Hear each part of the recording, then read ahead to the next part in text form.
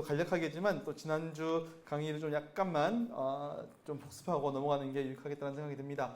우리 지난 시간에 제가 참 시작할 때 이렇게 제가 올라오는데 권사님 한 분이 이렇게 저를 이렇게 응원해 주시면서 이렇게 목사님 이렇게 우리 강의할 때마다 이렇게 막 이렇게 뜨겁게 해주셔서 감사합니다. 제가 뜨겁지 않아서 죄의식이 약간 있어요. 좀 이해 부탁드립니다. 아무튼 그래서 제가 사실은 근데 청년부 때도 그 막 제자훈련 이렇게 하면 보통 청년들 늦게 오니까 8시에 제자훈련 시작한단 말이에요. 그러면 이렇게 진짜 막 지쳐요. 막 완전 이렇게 녹초가 돼가지고 이게 가만히 이렇게 의자에 누워 있다가 청년들 이제 올 시간 되면 같이 올라가거든요. 근데 올라가는 길에 청년들이 이렇게 올라오는 소리가 들려요. 막 이렇게 막 자기들이 막 신나가지고 올라오는 소리가 막 들리는 거예요. 그럼 희한하게 그때부터 막 힘이 나는 거예요. 막 오늘도 좀 그랬으면 좋겠는데.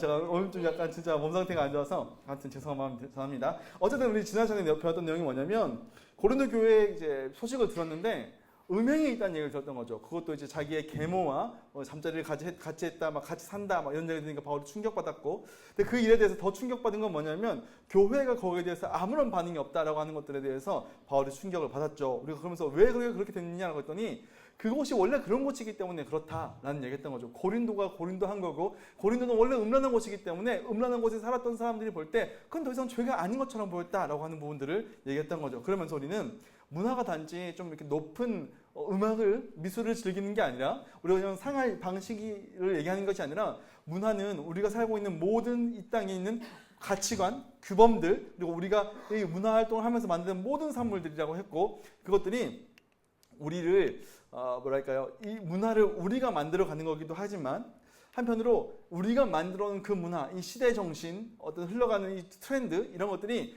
우리를 오히려 규정하고 우리를 계속해서 그렇게 살지 않으면 뭔가 큰일 나는 것처럼 얘기하는 어떤 그런 문제들이 있다라고 얘기했던 거죠. 그럼 제가 얘기했던 게 뭐였냐면 우리가 이게 혼자만 할 것이 아니라 사람들이 같이 공유한 문화를 우리가 만들어가는데 이 문화가 우리를 학습시킨다 뭐 이런 얘기를 했던 거죠. 그러면서 우리가 이 땅에 살아가고 있기 때문에 우리가 정신 차리지 않으면 이 세상 나라, 하나님 나라를 살아가는 우리가 세상 나라의 문화에 휩쓸릴 수 있다. 그러면서 얘기했던 게 뭐였냐면 생각하는 대로 살지 않으면 사는 대로 생각하게 된다. 뭐 이런 얘기를 했던 거죠. 그러면서 여러분께서 지금 딱 정신을 차리시고 성도로서의 정체성을 가지고 이 땅에서 온전히 살아내야 된다라는 얘기를 했었습니다. 그러면서 이 문화라는 게 아까 얘기했던 그 문화가 우리를 어떻게 이제 급박하느냐면 이 왜곡된 프레임으로 우리가 보는 관점을 다들 이렇게 생각하는 거야 라고 얘기를 하면서 마치 그렇게 살지 않으면 큰일 난다라고 하면서 끊임없이 야 너 공부 못하면 넌 인생 끝나는 거야 뭐 대학교 너 제대로 못 가면 넌 큰일 나는 거야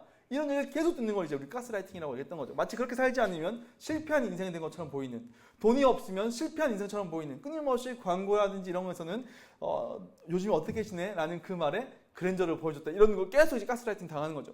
그러면서 냉장고를 지펠이 아니면 이렇게 뭐 디오스가 아니면 여자라서 행복해요 이런 말 못하는 이런 시대를 우리가 살게 되었다라고 하면서 이 속에 사실은 죄가 있다라는 얘기를 했었습니다. 그러면서 문화 속에 있는 이게 사실 여기 나와 있는 대부분의 것들이 나쁜 게 아니에요라고 얘기했었습니다. 일반 은총이고 하나님께서 우리에게 주신 것들 어떻게 보면 잘 쓰면 하나님께 영광이 되고 우리가 하나님 나라를 세워갈 수 있는 아주 좋은 것들인 거죠. 돈만 해도 우리가 나의 어떤 자존감을 높이기 위해서 어떤 그런 소비, 보상 소비 이런 걸 할 수도 있겠지만 그걸 통해서 그거 말고도 이제 하나님 나라를 세워가는 일에 이 돈을 쓸 수도 있는 거죠.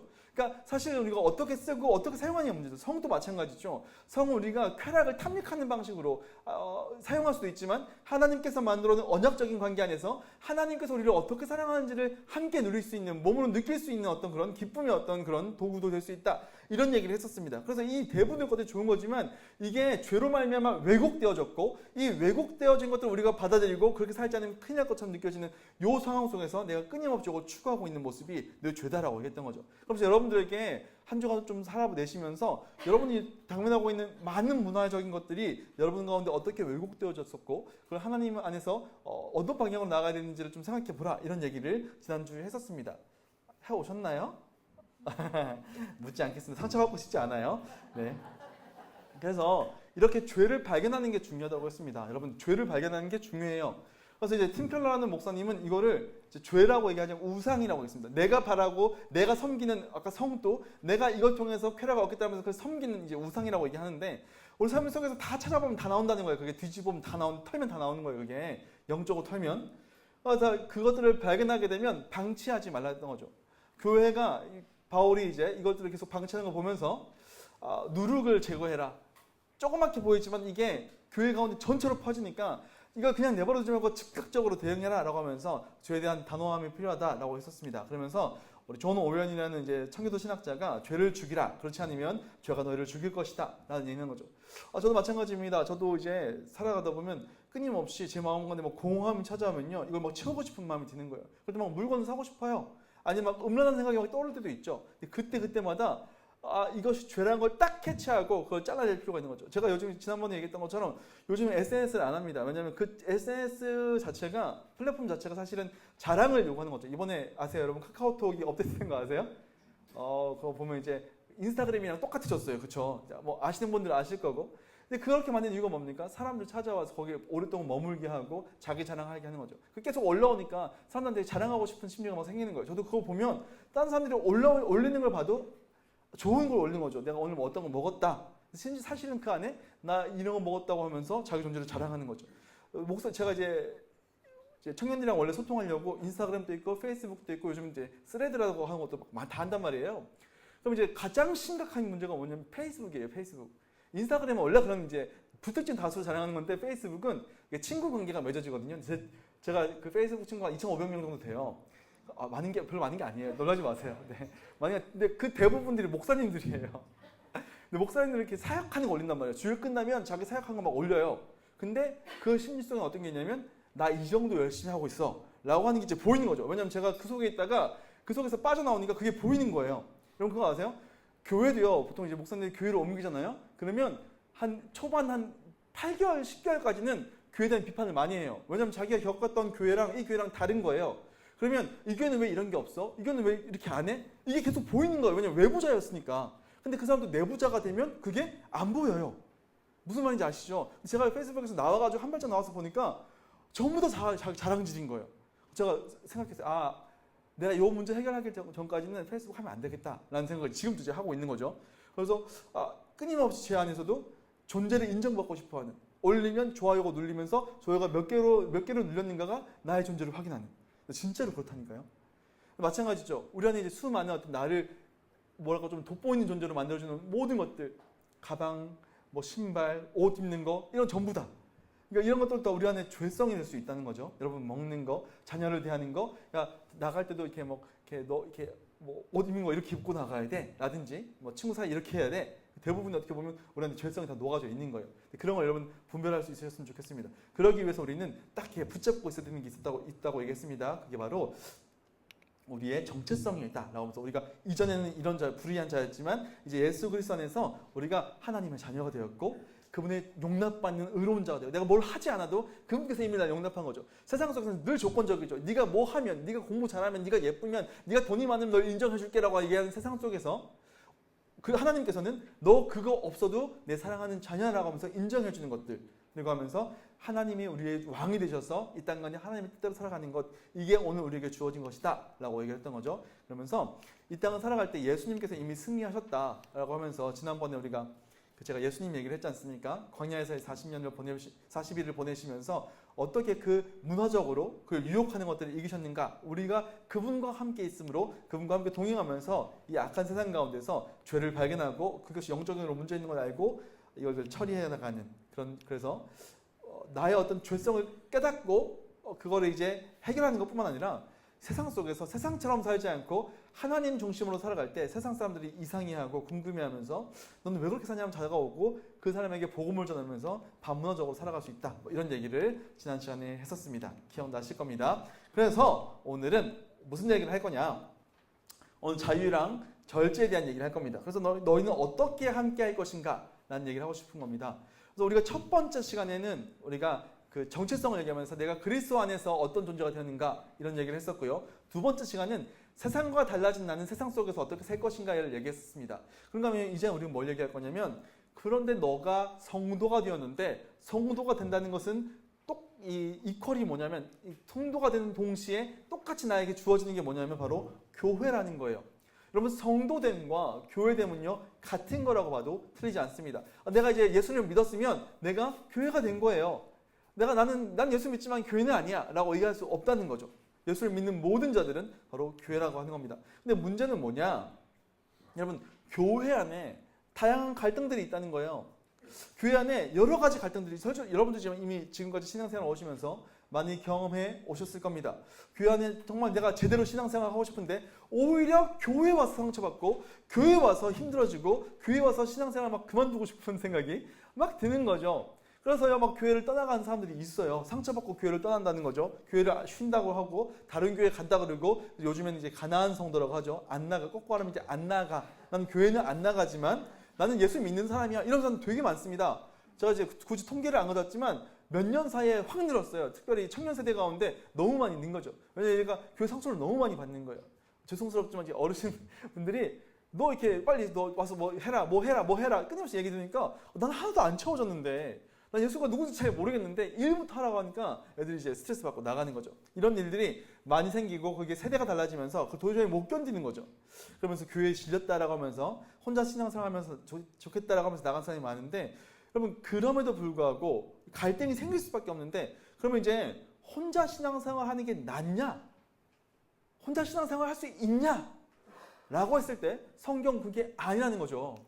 자, 처음부터 교회는요 함께 했다는 거죠. 사도행전 2장 42절은 교회가 처음 생길 때 이야기입니다. 이제 신약에서 이제 가시적인 눈에 보이는 교회가 처음 생길 때 그들이 사도의 가르침을 받아 서로 교제하고 떡을 떼며 오르기서 이게 모여서 같이 예배드리면서 교회가 시작된 거죠. 사도행전 2장을 보통 신약의 교회가 시작되는 내용이라고 얘기를 한다는 거죠. 그런거면요 이렇게 얘기합니다. 히브리서 10장 24절 25절을 보게 되면요 이렇게 얘기하는 거죠. 서로 돌보아 사랑과 선행을 격려하며 모이기를 패하는 어떤 사람들의 습관같이 하지 말고 오직 서로 권해가지고 그날이 갈수록 더욱더 우리 함께 모이자. 이게 교회라는 거죠. 여러분 교회에 오면요 상처를 많이 받습니다. 교회 안 다니는 게 나을 것처럼 보여요. 혼자 신앙생활 할 수 있을 것처럼 보여요. 근데 그렇게 할 수 없고 그래도 안 된다라고 얘기하는 겁니다. 그럼 심지어 예수님께서 이런 말씀도 하시죠. 두세 사람이 내 이름으로 모인 곳에 나도 그들 중에 있다. 예수님께서 우리와 함께 하시죠. 근데 그 예수님의 임재, 그분이 우리를 향한 은혜, 그분이 우리 안에 있는 기쁨 이런 것들이 더 많이 경험될 수 있는 곳이 어디냐라고 했을 때 그건 바로 교회에서 그것들이 경험된다라고 성경은 얘기하죠. 그런가 하면 골로새서를 보게 되면요. 그리스도의 말씀이 너희 속에 풍성히 거요. 너희 속이라고 하는 거죠.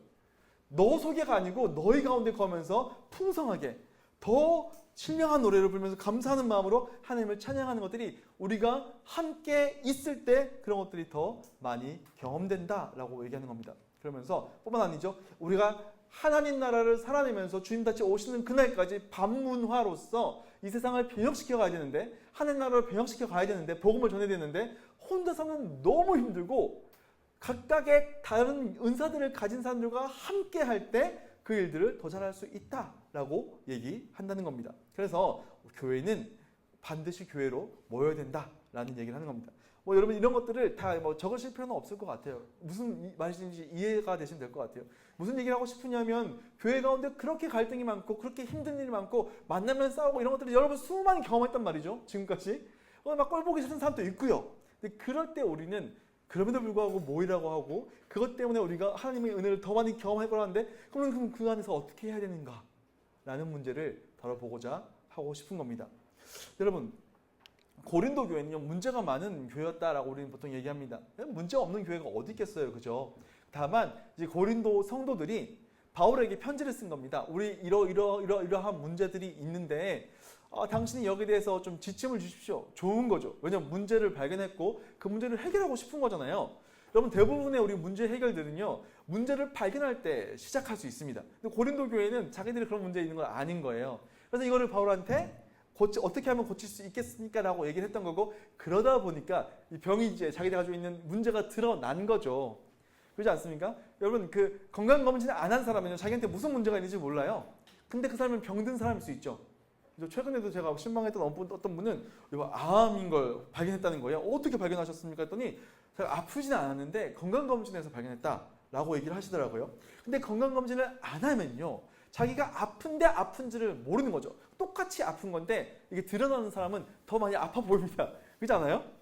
그렇습니다. 그래서 고린도 교회는 이제 어떤 사람들 중에서 고린도서를 읽고 나서 그 고린도 교회 문제 많은 교회라고 얘기하는데 그게 아니라 더 치료받을 수 있는 교회가 된 겁니다. 또 우리도 얘기할 수도 있죠. 동강교회 우리가 지금까지 이 교회를 같이 교회로서 지내오시다가 여러분 가운데 어떤 분들은 교회를 비판하시는 분들이 있을 수 있어요. 당연히 있을 수 있죠. 우리 교회에 이러이러한 문제 있어, 이런 문제 있어, 이런 문제 있어. 그럼 어떤 분은요 그런 얘기하면 왜 교회를 비판해? 라고 얘기할 수도 있습니다. 근데 저는요 이게 치료하는 과정으로 갈 수 있다면 드러나는 게 좋은 거예요. 그렇지 않습니까? 별로 감동이 없는데. 그래서 고린도 교회가 갖고 있었던 문제가 뭐였냐 하니요. 이제 이런 것들이 있는 거죠. 제가 그림 하나로 모아놨는데 우상에게 바친 음식을 먹는 문제로 먹어도 된다, 먹으면 안 된다라고 갈등하는 사람이 있었고요. 또 그 중에서는요, 여성들이 예배 드릴 때 머리에 뭐를 이렇게 수건 같은 거를 뒤집어 쓰는 거를 써야 된다, 안 써야 된다 이런 걸로 막 갈등이 생긴 겁니다. 겉으로 보면요 되게 사소한 것처럼 보이죠. 근데 이 사람들한테는 심각한 문제였습니다. 늘 사소한 게 심각한 문제가 되는 거죠. 그런가 하면 교회 안에서 이제 성찬을 하지, 우리 성찬식을 하는 거예요. 좀 이 당시에는 우리가 하는 약식 성찬식이랑은 좀 달랐습니다. 실제로 큰 빵을 가져와서 빵을 떼는 거예요. 빵을 떼어서 옆에 있는 사람들 주고 또 그 빵을 돌아가면 옆에 있는 사람들 주고 잔을 나누고 우리는 이제 다 나눠져 있는 걸 하나씩 가져가지만 여기는 진짜 그렇게 나눴던 거죠. 오늘 오실 때 어떻습니까? 제가 여러분에게 떡을 준비하면서 엄청 기분 좋았어요. 떡 이렇게 지난번에는 다 이렇게 한꺼번에 뭉텅이로 있어가지고 가져서 힘드셨을 텐데 소분되어 있는 걸 제가 발견해가지고 너무 기쁜 거예요. 제가 저를 세팅하면서 다 가져가시고 이렇게 모자람이 없었으면 좋겠다. 근데 처음에 오신 분이 막 10개씩 가져가시면 문제가 생기는 아닐까. 이래 실제로 그런 일이 있었다는 거죠. 이 교회에. 배고프니까. 그런가 하면 교회 안에서 방언을 사용하는 문제로 갈등이 있었다라고 하는 거죠. 제가 오늘 이 내용들을 하나하나 살펴가면서 도대체 이 고린도 교회가 이 문제들을 어떻게 인식하고 있었고 바울은 이 문제들에 대해서 어떻게 반응했는가. 그래서 이걸 통해서 우리가 얘기하고 싶은 게 뭐냐면 갈등에도 불구하고 왜 함께 해야 되는가를 이 내용들 전체를 좀 살피면서 우리가 함께 발견했으면 좋겠습니다. 그리고 이 강의를 좀 진행하면서 이 갈등들을 관통하는 중요한 어떤 핵심이 있다면 그게 뭘까? 교회 안에 갈등이 있는데 결국 이게 무슨 문제인가? 라는 것들을 함께 나눠봤으면 좋겠고 우리 안에 있는 갈등들은 무엇인지를 좀 드러내고 좀 이렇게 생각해봤으면 좋겠고 그 과정을 통해서 이걸 치료하고 해결해가는 과정을 통해서 우리가 얻게 되는 의미는 뭐냐라고 하는 것들이 이 강의가 끝날 때쯤 돼가지고 여러분과 좀 남았으면 좋겠다라는 생각이 듭니다. 그래서 이 내용들을 본격적으로 진행하기에 좀 앞서서 전체 내용을 좀 이렇게 아우르면서 어떻게 보면 좀 스포일러가 될 수도 있겠지만 이게 제가 봤을 때 강의를 진행할 때 좀 더 유익하겠고 여러분에게 좀 더 쉬웠겠다라는 생각이 들어서 바울이 이 내용, 자기한테 편지를 왔던 대부분의 문제를 고민한 다음에 내놓은 결론이 결국에 뭐였냐라고 했을 때 이건 거예요. 자, 첫 번째로 우상에게 바쳐진 먹는 교우들에 대한 얘기가 첫 번째로 나옵니다. 그런가 하면 두 번째로 예배 때의 가림천을 여성들이 쓰느냐 안 쓰느냐 이 문제 갈등이 나오죠. 그리고 세 번째로는요, 성찬할 때 음식을 먹는 거, 늦게 와서 늦지 못하는 음식들, 교우들, 여기에 대한 얘기가 있고, 그 다음에는 예배 때 방언으로 기도하는 교우들, 방언 못하는 교우들, 요 문제를 이렇게 크게는 이제 네 가지 갈등들이 나오는데, 요 맨 앞에 뭐가 감싸고 있냐면, 이제 우상의 제물 요 얘기를 시작하면서 개별적인 얘기를 처음 들으면서 보편적인 얘기를 꺼내는 거예요. 그러니까 여러 가지 얘기들이 있는데 결국에 이게 무슨 문제였더니 사랑 문제다라는 거예요. 처음에 사랑 문제가 나옵니다. 맨 마지막에 뭐가 나오냐면 여러분 너무 좋아하시는 고린도서 13장에 무슨 장? 사랑장이 나오는 거예요. 자, 무슨 얘기냐? 처음과 끝이 수미상관으로 무슨 얘기를 하고 있냐면 사랑 얘기를 하고 있다는 거예요. 그러니까 13장에서만 사랑 얘기를 하는 게 아니라 요 전체가 사실은 사랑 얘기를 하는 거예요. 그러니까 처음과 이게 액자처럼 이렇게 제가 햄버거 그려놨지 않습니까? 제가 오늘 저녁에 그래서 햄버거를 먹고 왔어요. 버거킹 먹고 왔는데 자, 떡 싸우다가 너무 몸이 힘들어가지고 제가 원래 이렇게 좀 칼로리 높은 거 좀 안 먹고 싶은데 저녁에는 너무 몸이 힘드니까 이렇게 열량을 좀 올려야겠다 싶어가지고 버거킹을 먹었는데 너무 맛이 없었어요. 요즘 왜 이렇게 맛이 없는지 차라리 롯데리아가 나은 것 같아요. 요즘에는. 아무튼 제가 중요한 게 무슨 얘기하고 싶냐면 맛있어요? 알겠습니다. 알렉스 플레스 맛있어요. 아무튼 그래서 맨 위에 있는 저기하고 맨 밑에 있는 결국에는 사랑 얘기고 요 내용 전체가 사실은 사랑에 대한 얘기고 사랑을 통해서 이 문제를 해결할 수 있다라는 얘기를 바울이 얘기를 하고 있다는 겁니다. 그래서 우리가 요 문제를 좀 살펴봤으면 좋겠습니다. 결국에는 사랑이다라는 거죠. 여러분 제가 이런 얘기를 좀 해보고 싶어요. 제가 우리가 질병이 발생할 때 여러 가지 질병들이 발생할 수 있죠. 저만 해도 이제 예를 들면 열이 난다든지 아니면 배가 아프다든지 아니면 피부가 뒤집어진다든지 이런 여러 가지 아픔들이 있을 수 있죠. 근데 이게 각각의 이유들이 다 있을 거예요. 각각의 다 원인들이 다 있죠. 그래서 저는 피부과를 가기도 하고 내과를 가기도 하고 외과를 가기도 하고 비뇨기과를 가기도 하고 이비인후과를 가기도 합니다. 근데 결국에 이 모든 것들을 관통하는 원인이 있을 수 있다는 거죠. 예를 들면 스트레스일 수도 있고요. 예를 들면 면역력 문제일 수도 있는 거예요. 제가 여기 말고 그 전에 있던 사역지에서 사역하는데 제가 그때 이제 중등부를 사역하고 있었거든요. 정말 미친 듯이 했습니다. 정말 제가 이렇게 그때 결혼 안 해서 나이가 36살이었는데 그때가 결혼을 안 한 거예요. 아 그때 33살이었구나. 33살이었는데 결혼 안 해가지고 이렇게 시간 남으니까 뭐 하겠어 사역하죠. 가정이 있으면 사역을 못합니다. 그래서 독신이죠. 아무튼 네, 우리 양정기 목사님 가셨지만 저는 결혼 안 하고 하니까 너무 잘했다고 생각합니다. 제가 그때 독신 은사가 있거든요. 아무튼 그래서 할 게 뭐가 있겠습니까? 제가 맨날 밤 늦게까지 애들 만나고 막 사역하고 하는 거예요. 그러다 보니까 어떤 일이 생겼냐면 제가 만성피라고 오는데 여기 코 밑에 요 부분이 새까매지는 거예요. 제가 수염이 안 나요. 저는 이렇게 누가 옛날에 이방 수염처럼 이렇게 나는 스타일인데 얘가 요즘에는 그래도 그러니까 하루에 한 번 정도 이렇게 수염을 깎거든요. 근데 군대 있을 때만 해도 2주 정도 안 깎아도 아무 티가 안 났어요. 지금 또 막 얌생이처럼 나가지고 막 별로 힘들지가 않습니다. 옆에 있는 유일신 목사님 보면 이렇게 한 3시쯤 되면 시커멓게 올라오거든요. 저는 그런 게 없거든요. 근데 얼굴이 새까매지는 거예요. 밑에만. 병원 갔는데 모르겠다는 거예요. 제가 그때 사역했던 그 교회 옆에 필립병원이라고 이 건강검진 전문하는 엄청 좋은 병원이 있어요. 최고급. 제가 돈이 없지만 뭔가 좀 심각한 문제가 있다고 생각이 들어서 거기를 예약해서 간 거예요. 근데 아무 문제가 없다는 거예요. 이게 뭐지? 얼굴 옆이 되게 새까만데. 근데 제 친구 중에 한의사가 있는데 걔가 진맥을 딱 잡아보는 거예요. 그럼 하는 얘기가 뭐냐면 야 너는 진액이 하나도 없어. 이렇게 얘기하는 거예요. 진액이 하나도 없어. 너 심각하다 지금. 너가 지금 한약을 하려고 하는지 잘 모르겠지만 그렇죠? 네가 지금 보약을 먹어야 된다라고 얘기하면서 저에게 보약을 이렇게 비싼 값에 팔더라고요. 제가 그걸 먹었습니다. 근데 그걸 먹고 진짜 많이 좋아졌어요. 제가 지금 안 까맣잖아요. 그러니까 실제로 이렇게 피부 문제가 생길 수도 있고 배가 아플 수도 있지만 어떤 면에서 그 모든 것들을 관통하는 되게 중요한 문제가 있을 수 있다는 거예요.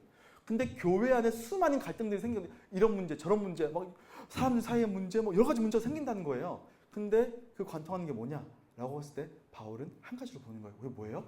사랑 문제라는 거예요. 사랑 문제. 자 그래서 빌 클린턴이 이런 얘기를 합니다. 문제는 경제야 바보야. 아주 유명한 말이죠. 이 이코노미 스투피드 이렇게 하는 거예요. 근데 바울은 저는 이렇게 얘기했다고 생각합니다. 문제는 사랑이야 이 바보야. 생각이 드는 거죠. 그래서 우리는 오늘 이 시간에 바울에 대한 얘기 할 겁니다. 제가 약간 좀 텐션이 올라왔어요 지금. 텐션이 올라왔는데 제가 또 흥분하면 좀 빨라져요. 너무 빠르다 싶은 분들은 춤을 추시면 제가 딱 보고 여러분 그 춤의 속도를 제가 보면서 춤을 빨리 추시면 너무 빠르다. 약간 이렇게 하시면 조금만 줄여달라. 이 속도를 알 테니까 제가 또 이렇게 나아갔으면 좋겠습니다. 아무튼 요 문제들 함께 살펴볼 텐데 첫 번째로 요 얘기를 좀 살펴봤으면 좋겠습니다. 첫 번째 문제는 뭐였냐라고 했으니까 우상에게 바쳐진 음식에 대한 문제였습니다. 여러분 우상에게 바쳐진 음식을 먹어도 되냐 안 먹어도 되냐를 좀 이해하기 위해서는요. 당시의 좀 문화를 좀 이해할 필요가 있습니다. 여러분 제사의 음식 먹어도 되나요 안 먹어도 되나요? 우리 한국에서 제사 음식? 어떠세요? 아 그래요? 네. 문화적인 맥락이 좀 있는데 다이렉트로 연결하면 좀 안 된다는 거죠. 뭐냐면 이 고린도 시대에는요, 여러분 제가 이제 니제이 굽타라고 하는 사람이 이 학자가 쓴 이 로마 시대 어떤 배경에 관련된 책을 읽어보면 되게 재밌는 표현들이 나와요. 눈 떠서 보이는 모든 게 다 우상이래요. 그러니까 이제 저도 태국 같은 데 놀러 가면 깜짝깜짝 놀랄 때가 있어요. 제가 또 신혼여행을 발리로 갔다 왔거든요. 발리 이제 지나가는 데마다 다 우상이 있어요. 아세요? 집집마다 현관에 우상들이 다 있습니다. 태국도 마찬가지고. 근데 여기는 더 심했다는 거예요. 왜냐하면 동전에도 우상이 있고요. 눈 떠서 나가면 길거리에 있는 화단에도 우상이 있고요. 그 가게에도 우상이 있고 기둥에도 우상이 있고 모든 곳에 다 우상이 있다는 거예요. 근데 우상이 있는데 그게 그냥 장식이 아니라 진짜 거기에 신이 있다고 사람들이 믿었어요. 그러니까 눈에 보이는 모든 것들이 다 신이었던 거죠. 이런 곳에 신전이 대표적인 신전이 아프로디테 신전하고 아폴론 신전이 있었던 거죠. 여기서 이제 신전에서 희생제사를 드립니다. 희생제사를 드리고 이 희생제사를 드리는 거죠. 이렇게 여기서 이제 연기를 올려드리고 대부분 이제 내장들을 태워서 올려드리는데 내장을 태운 다음에 남는 고기를 어떻게 하냐 했더니요. 이거를 연회를 방핏이라고 해서 연회를 하는 거죠. 피로연처럼. 사람들이 모여가지고 둘러 앉아가지고 그곳에서 신전 옆에 붙어있는 부속실에서 약간 누워서 먹기도 하고 음식을 먹으면서 서로 이렇게 관계를 맺었다는 거죠. 근데 이게 단지 그냥 음식을 먹는 게 아니고 이때 사회적인 관계들이 이루어져요. 뭐랄까 좀 공무원들과 어떤 그런 뭐 사업하는 사람들이 만나서 얘기하는 장소로 교제 장소가 되기도 하고 친척들끼리 결속을 높이고 그러니까 이 모임 자체가 굉장히 중요한 모임이 되는 거예요. 단지 그냥 먹으러 가는 곳이 아니고 굉장히 의미 있는 모임이 된다는 거죠. 한편으로는 그 신과 내가 연합되는 시간이기도 합니다. 그래서 음식을 먹을 때 이게 이 신과 내가 연합되는 존재로서 어떤 영적인 시간을 보내기도 한다는 거죠. 그래서 이렇게 했음에도 불구하고 고기가 남든지 아니면 초청할 사람이 없든지 했을 때는요, 이 남은 고기가 다 어디로 가냐면 시장으로 갑니다. 그러니까 마켈룸이라고 해서 시장에서 이 고기들을 판매하는 거예요. 그러니까 이 고기는 제사 드리는 고기인 거죠. 근데 이게 시장에서 팔리면 티가 날까요, 안 날까요? 티가 안 납니다. 이런 이제 문제도 있었던 거죠. 요런 상황에서 이제 어떤 이제 교회 안에서 이 음식을 먹는 사람과 먹지 않는 사람 간의 갈등이 생기게 된 겁니다. 근데 바울은 요 얘기를 우리가 본격적으로 다루기 전에 이 얘기를 딱 듣고 난 다음에 바울이 요 전체 14장까지의 내용을 아우르는 이 개별적인 문제에서 보편적인 문제를 하나 꺼내게 되는데 그게 바로 뭐냐면 지식이 있는 줄 아나 지식은 교만하게 하며 사랑은 덕을 세운다라는 얘기를 하게 되는 겁니다. 여러분 내가 안다라고 생각하는 것은 교만하게 만든다라는 거예요. 여러분 제가 이제 교회 사역을 많이 하면서 참 어려운 게 뭐냐면 조금 아시는 분들이 제일 힘듭니다. 무슨 얘기인지 옛날에 이제 보면 책 한 권 읽은 사람이 제일 무섭다 이런 얘기 하잖아요. 내가 읽은 게 전부 세상의 전부인 줄로 내가 경험한 게 전부인 걸로 알게 되는 거죠. 이게 그 오카네 목사님이 제자 훈련을 이제 어떤 틀을 가지고 시작한 이래로 정말 이제 은혜로운 시간들이 많았던 거죠. 저도 제자 훈련이 있어야 된다고 생각하고요. 그 뭐 형태가 어떻게 됐든 간에 제자 훈련은 반드시 필요하다고 생각하는 입장이에요. 그런데 이 오카네 목사님이 그렇게 시작한다면 많은 교회들이 그걸 차용했고 제자 훈련을 시행했습니다. 근데 문제는 뭐냐면 제자 훈련을 수료한 사람들은요. 너와 내가 좀 다른 것 같아 라는 얘기를 한다는 거예요. 실제로. 저도 청년들한테도 어떤 이제 뭐 웨스트민스터 소요리 문답 이런 것들을 가르치는 거죠. 얘를 받고 난 다음에 이거를 정죄의 도구로 쓰는 거예요. 야, 너 그렇게 하면 안 되는 거야 라고 얘기한다는 거죠. 그러니까 여기서 이제 얘기하는 게 딱 그런 겁니다. 지식이 있는 줄 아나 지식은 교만하게 한다는 게 바로 여기 있는 거죠. 자기중심적으로 생각하는 거죠. 내가 봤을 때 이거는 옳은 게 아닌데 간혹 가다가 또 이렇게 좀 이렇게 신입병이라고 하거든요. 신입병 약간 제가 뭐랄까 좀 이렇게 얼굴에 침 뱉는 같은 느낌이 들지만 신학교 2학년생들이 제일 위험합니다, 여러분. 중2병이 있듯이 신입병이 있거든요. 신입병은 이제 내가 학교에서 배운 조금 이제 조직 신학 이런 걸 배운 거를 내가 지금까지 교회에서 이런 거 안 배웠는데 이거 되게 굉장한 지식이네? 라고 하면서 이거를 정죄의 도구로 쓰게 되는 거예요. 예를 들면 예배 드릴 때도 예배 이런 찬양을 부르면 안 돼! 라든지 뭐 이렇게 CCM 예배 때 부르면 안 되는 거야! 뭐 이렇게 정죄를 한다든지 이런 사람들이 있다는 거죠. 그게 이제 이런 걸 통해서 누군가는 상처를 받고 갈등을 겪게 되는 거죠. 그래서 바울이 얘기하는 게 딱 그런 지점인 거죠. 안다라고 생각하는 게 아닌데 실제로 네가 아는 게 널 되게 교만하게 만드는 것 같아. 상처를 주는 것 같아. 근데 심지어는 네가 안다고 생각하는데 그거 다 아는 거 아니다. 이래서 얘기하는 거예요. 네가 아는 게 전부가 아니야 라는 얘기를 한다는 거죠. 그러면서 대안으로 제시하는 게 뭐냐라고 했더니 사랑이라는 거예요.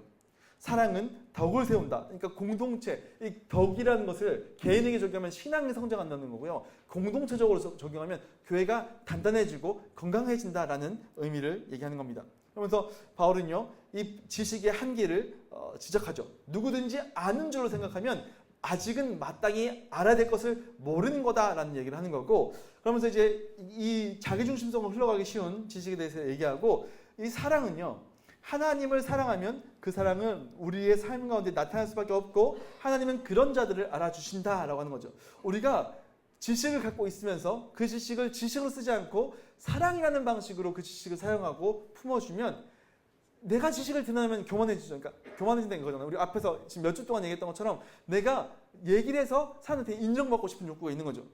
너 야 그거 그렇게 예배드리는 거 아닌데? 그렇게 신앙생활 하는 거 아닌데?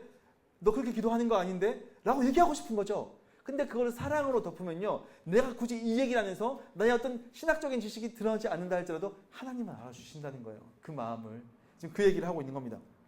그래서 그렇게 하는 것이 훨씬 더 성숙한 삶이다라고 얘기하면서 이 삶의 방향을 지식으로 아는 것을 사랑으로 방향을 좀 전환하자라는 얘기를 지금 하고 있습니다. 그래서 우상에게 있는 재물을 먹어도 되냐라고 했을 때요, 우상의 재물을 먹는 일에 대하여 우리가 우상은 그러니까 이게 무슨 얘기냐면 이거죠. 지식을 가진 사람들이 있었습니다, 여러분. 지식을 가진 사람들. 이 지식을 가진 사람은 뭐냐면 자, 이런 거예요. 보니까 하나님은 오직 한 분밖에 없어. 신은 이 세상에 다른 신은 없어. 맞죠? 아멘이죠? 그러니까 세상에 다른 우상은 없는 거야 라고 얘기하면서 그러면 뭐가 되는 거야? 우상은 아무것도 아닌 거야. 우상은 그냥 아무것도 아닌 거야. 그러니까 그에게 바쳐진 음식은 그냥 음식일 뿐이야 라고 얘기하면서 지식으로 말미암은 자유를 얻은 거죠. 그러니까 하나님 외에 다른 신은 없어. 맞잖아요? 그래서 다른 신이 없기 때문에 이 음식은 아무 신에게 바쳐진 게 아니라 그냥 먹어도 되는 음식일 뿐이야. 나 거기 가서 먹는 거 괜찮은 거야. 어때요? 괜찮아요? 괜찮죠? 맞아요. 그러니까 좀 비슷한 게 그런 거죠. 성경에 술 마시지 마 이런 거 좀 비슷한 거예요. 그죠? 예수님도 술 마셨는데 그게 뭐가 문제야? 내가 안 취하고 내가 분별할 수 있으면 되는 거 아니야? 그래서 성도 중에서 술 마시는 분이 있어요. 제가 이제 세미나를 갔는데 이제 한 3박 4일 하는 세미나, 목사님들 세미나였어요. 목사님들 세미나. 저도 이제 약간 목사 기질이 있기 때문에 세미나 끝난 첫째 날 밤에 이제 오랜만에 만난 이제 다른 교회 섬기다가 오신 목사님들 계신 거예요. 너무 오랜만에 만나서 너무 즐거워하면서 우리 같이 치킨이나 먹자. 근데 그 시간에 밤 10시 넘었으니까 치킨집 다 문 닫은 거예요. 다 연대가 어디 있을까요? 그러니까 호프집만 여는 거예요. 제가 거기서 이제 우리 이제 목사 티내지 말고 가서 치킨만 먹고 오자. 갔어요. 치킨이 먹는데 옆에서 누가 이렇게 술 마시면서 이렇게 치킨을 먹고 있는데 많이 본 사람이 있는 거예요. 누구지? 봤는데 아까 세미나 같이 옆에 앉아있던 분이 제가 깜짝 놀랐죠. 먹어도 되는 거야? 그분이 뭐라고 하냐면 저 감리교회는 먹어도 되나 봐요. 그래서 감리교회예요. 감리교회 이러더라고요. 그러니까 그분들한테 그게 거리끼는 게 아니면 괜찮잖아요. 그렇죠? 예수님도 포도주 마셨는데 뭐. 근데 무슨 일이 있겠냐면 이런 거죠. 고린도서 8장 10절을 보게 되면 한번 읽어볼까요? 시작. 그러나 이 지식은 모든 사람에게 있는 것은 아니므로 어떤 이들은 지금까지 우상에 대한 습관이 있어 우상의 제물로 알고 먹는 거로 그들의 양심이 약하여지고 더러워지느니라 되어 있는 거죠. 그러니까 이들 가운데 이제 신앙생활 막 시작한 사람이 있는 거예요. 이제 예수님 처음 믿었어요. 예수님 믿으니까 너무 좋은 거예요. 자기가 이때까지 우상 숭배했던 것들이 너무 후회가 되고 그게 너무 혐오스럽게 되는 거죠. 우리나라도 마찬가지 아닙니까? 우리 옛날에 이제 뭐 샤머니즘, 애니미즘 이런 거 경험했던 사람들이 예수 믿은 다음에 그거 되게 혐오하잖아요. 그 어디죠? 우리 풀꽃교회 양산에 있는 풀꽃교회 그 선교사님 목사님도 처음 예수 믿어가지고 자기 집에 있던 이렇게 장승 같은 거 다 부시고 막 제기들 제사 드릴 때 제기들 다 불태우고 강해가지고 불태우고 막 이랬다고 자랑스럽게 얘기하시더라고요. 비슷한 느낌인 거죠. 그거 견딜 수가 없는 거예요. 그거는 되게 끔찍한 거고 지금까지 나를 하나님이 아닌 것에 굴복하게 만들었던 그 끔찍한 것들인 거죠. 근데 그 우상에 아직은 익숙한 거예요. 근데 우상에게 바친 잠을 먹으면 자기도 아는 거죠. 지금까지 자기가 아는 게 뭐냐면 우상이랑 교제하는 거예요. 근데 내가 이거 먹으면 어떻게 되는 거예요? 우상이랑 내가 하나님을 믿는 내가 우상이랑 교제하는 게 되는 거예요. 그러니까 양심이 약해진다는 말은 이제 내가 막 찔려 이게 아니고 그 마음이 너무 더러워졌다고 생각하는 거예요. 죄의식이 막 올라오는 거죠. 그런 거 여러분 아시죠? 수련회 갔다 온 지 얼마 안 됐을 때 여러분 그냥 아시잖아요. 수련회 갔다 온 지 얼마 안 됐는데 죄 안 지었는데 또 죄를 지어버렸어. 그때 밀려오는 그 자괴감과 그 죄의식 전혀 안 그러신 것 같은데 그런 마음이 드는 거예요. 그래서 이것들을 막 견딜 수가 없어가지고 이런 걸 다 막 깨부시는 일이 있는 거죠. 그러니까 이런 사람들이 봤을 때요, 지식이 있는 이 사람들은요, 되게 나를 실족시키고 이해가 안 되는 사람들이죠. 어떻게 예수 믿는 사람이 저럴 수 있어? 여러분 그렇지 않을까요? 우리나라도 이제 요즘에 아마 술 마시고 이런 문제가 이제 고민이 되죠. 왜냐면 우리가 이제부터 고민하는 신앙으로 넘어왔으니까. 근데 불과 몇 년 전까지만 해도요, 목사님들의 말이 진리였어요, 진리. 그렇지 않습니까? 그래서 목사님 얘기하면 들어야 돼. 목사님 술 마시지 마! 하면 술 마시면 큰일 나는 거죠. 제가 술 마시라는 얘기 하는 게 아니에요. 끝까지 들어보셔야 돼요, 끝까지. 근데 우리 교회 집사님이 저기 앉아서 술 마시는 걸 내가 봤어, 지나가다가. 그럼 어떻게 돼요? 마음 가운데 괴로움이 올라오고 딱 지나가면서 일리 와봐, 집사 일리 와, 앉아서 잠깐 한잔 해 하는 거예요. 저 어떻게 술을 마셔요? 그러면 이제 성경 예수님 술 마시잖아, 포도주 마시잖아, 물로 포도주 만드시잖아? 하면서 맞아! 하는 거예요. 그럼 이제 진짜 그런가? 그래서 마시고 집에 왔는데 그날 잠을 못 자는 거예요. 너무 괴로워서. 제가 죄 지었어요. 이런 마음이 드는 거죠. 그러니까 이 사람들 사이에서 갈등이 있는 거예요. 왜냐면 지나가면서 보니까 저 신전에서 이 사람이 먹고 있는 거예요. 우리 교회 교우가. 이 사람들이 막 너무 끔찍한 거죠. 막 잠을 못 자고 있고 이게 막 문제가 되는 거예요. 이 사람들은 네가 뭘 몰라서 그래. 하나님의 다른 신은 없는 거야. 그러니까 이거 음식 먹는 거 그냥 음식이야. 이 갈등이 생긴 거예요. 그래서 바울이 여기에 대해서 이제 얘기를 하게 되는 거죠. 그래서 바울이 얘기하는 겁니다. 바울의 지식이 뭐냐면 맞아, 동의해. 너희가 가지고 있는 지식 그거 괜찮아. 야, 음식을 네가 먹는다 안 먹는다로 너의 신앙이 결정되는 건 아니지. 네가 이 음식을 먹으면 하나님과 더 가까워지고 이 음식 안 먹으면 하나님과 더 멀어지고 이런 거 아니지 라는 얘기를 하는 겁니다. 그러면서 그런데 너가 설령 그렇다 할지라도 너희가 가지고 있는 이 지식 때문에 생긴 그 자유로운 마음을 믿음이 약해서 아직은 믿음이 약해서 네가 그걸 먹으면 상처받는 사람이 있으면 야, 그거 안 먹을 수 있잖아 라는 얘기를 하는 거예요. 야, 네가 그걸 먹는 모습을 보면 이 믿음이 약한 사람도 용기를 얻어가지고 그거 먹고 죄의식 가지고 그 주일날 예배 못 드리고 끙끙대다가 죄의식 가지고 막 실족하고 막 그런 일이 있으면 안 할 수 있잖아 라고 얘기하는 거죠. 사실 저도 비슷한 경험이 있었거든요. 저가 아버지가 이제 처음 이제 담임 목사로 청빙받아서 가셨을 때 그 교회 이제 형이 안수 집사님 아들인데 여기 숭실대 다녔거든요. 전 중원대 다녔고 가깝잖아요. 그 형이 이제 너 술 마셔봤어? 그래서 저를 내가 이제 순진한 20살의 저를 술을 먹인 거예요. 저 잠을 못 잤어요. 아버지한테 너무 죄송하고 하나님께 너무 죄송하고. 근데 그 형이 자기는 술 마시지만 절차할 수 있었잖아요. 그런 이제 부분을 얘기하는 겁니다.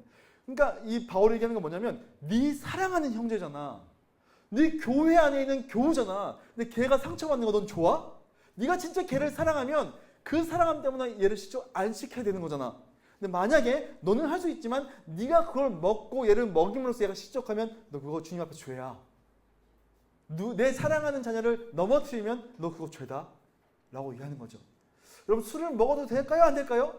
성경에서 먹지 말라는 얘기는 없습니다. 우리가 이 술을 안 마시는 거는 우리나라에 처음 들어왔을 때 기독교가 처음 들어서 청교도 신앙에서 사실 시작된 거죠. 근데 그 모든 배경에는 이런 배경이 있는 거예요. 우리 안에 술을 마시면 주체를 못하게 되고 내가 술을 마시고 실수하게 되는 걸 내 교우가 봤을 때 어떻게 교회 다니는 사람이 저럴 수 있어? 아니 내 주변 사람들에게 덕이 안 되는 거죠. 이 사람이 내가 전도하고 싶은데 내가 술 먹고 개가 된 모습을 보면서 교회 다니는 사람도 똑같네? 라고 하면 전도가 안 되는 거예요. 그러면 그 사람을 전도하기 위해서는 안 먹을 수 있잖아요. 바울은 이렇게 얘기해요. 내가 이렇게 하죠. 나라면 그 형제를 실족하지 않게 해서 평생 이거 안 먹어 라는 얘기하는 거예요. 이게 뭐에 근거한 거예요? 사랑이라는 거예요.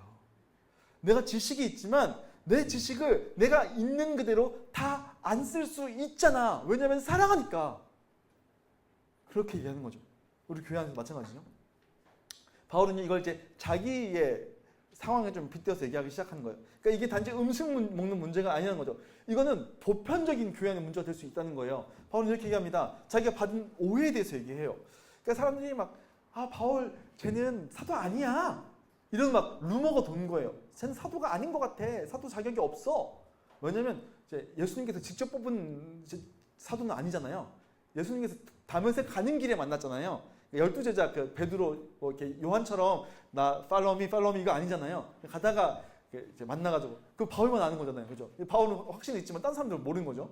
그러니까 바울 아닌 것 같은 그 근거가 뭐냐면 제가 사역지에서 대접을 안 받는 거예요.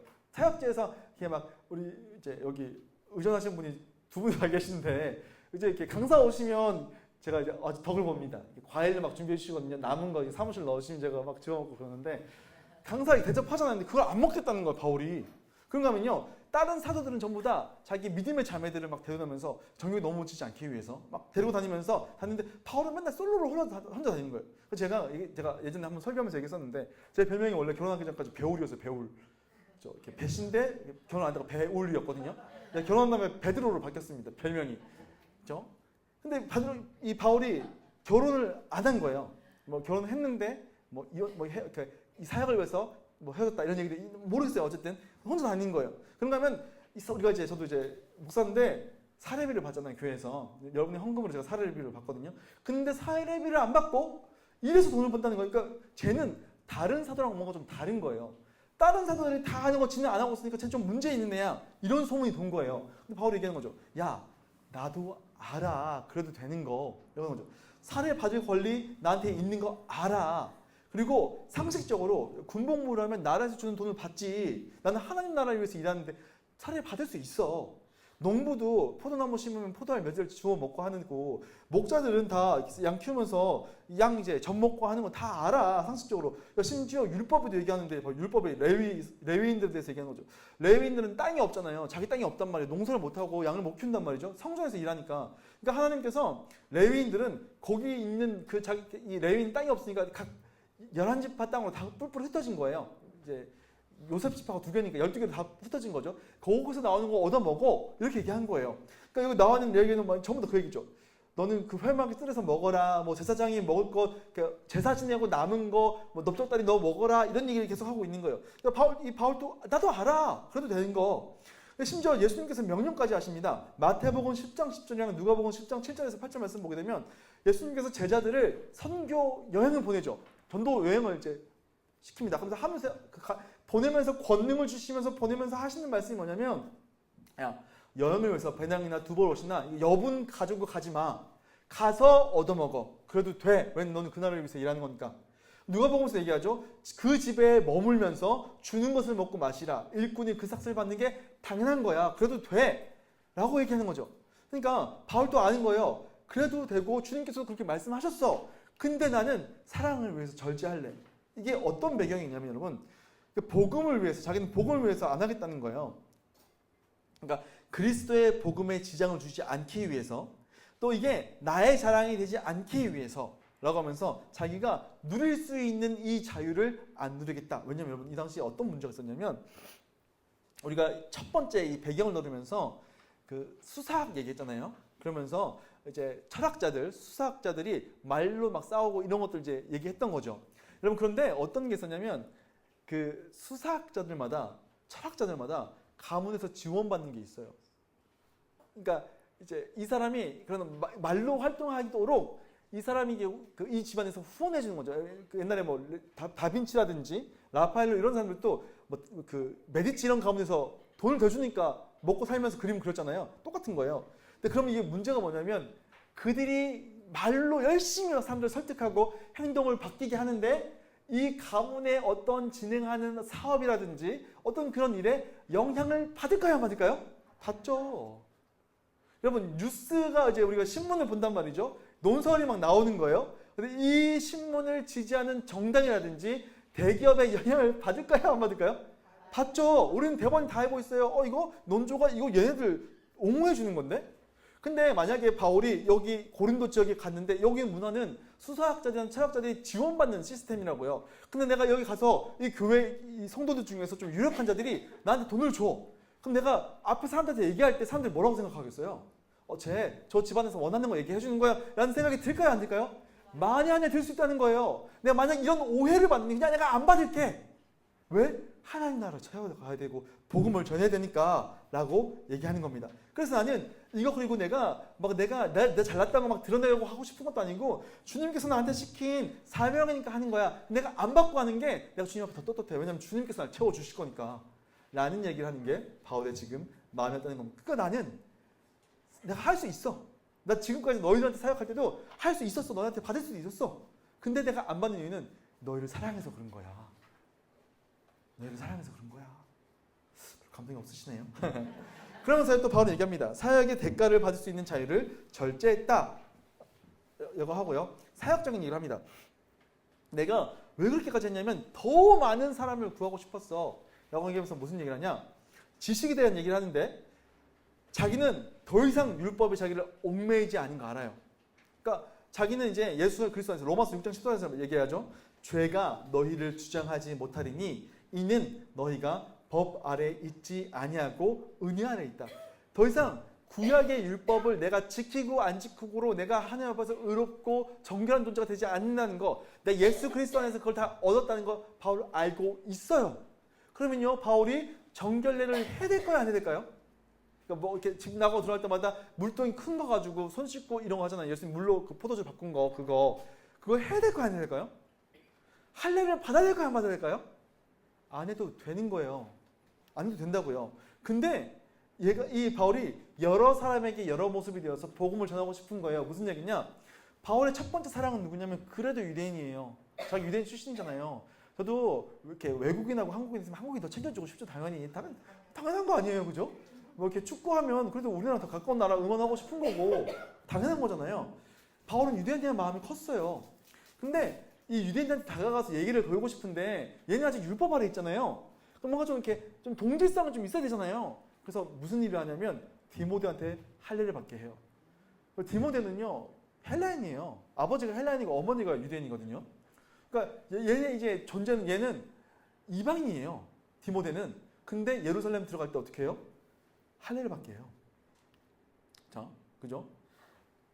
바울이 그를 데리고 떠나고서 할 때 그 지역에 있는 유대인으로 말미암아 그를 데려다가 할례를 했다는 거예요. 그런가 하면 이 바울이 머리 깎는 게 있는데 이거 뭐냐면 이제 그 나시린 서약한 것에 대해서 사람한테 보여주려고 일부러 머리를 깎고 들어가는 이런 장면들이 사실은 바울이 안 해도 되는 거예요. 근데 유대인한테 복음을 전하고 싶은 거죠. 유대인한테 나갈 때 쟤는 할례도 안 한 놈 이렇게 얘기 들을까 봐 그럼 얘기 시작하기 힘들잖아요. 그러니까 굳이 자기는 율법과 상관없지만 했다는 거죠. 그런가 하면 이방인에게 나갈 때는 내가 예수 그리스도 안에 있는 그 복음으로 말미암아 예수를 바로 전할 수도 있었지만 바로 그렇게 안 한다는 거죠. 예를 들면 이제 아레오바고 올라가가지고 막 그런 얘기를 하는 거예요. 죄송해요. 네. 아레오바고 올라가서 얘기하는 거예요.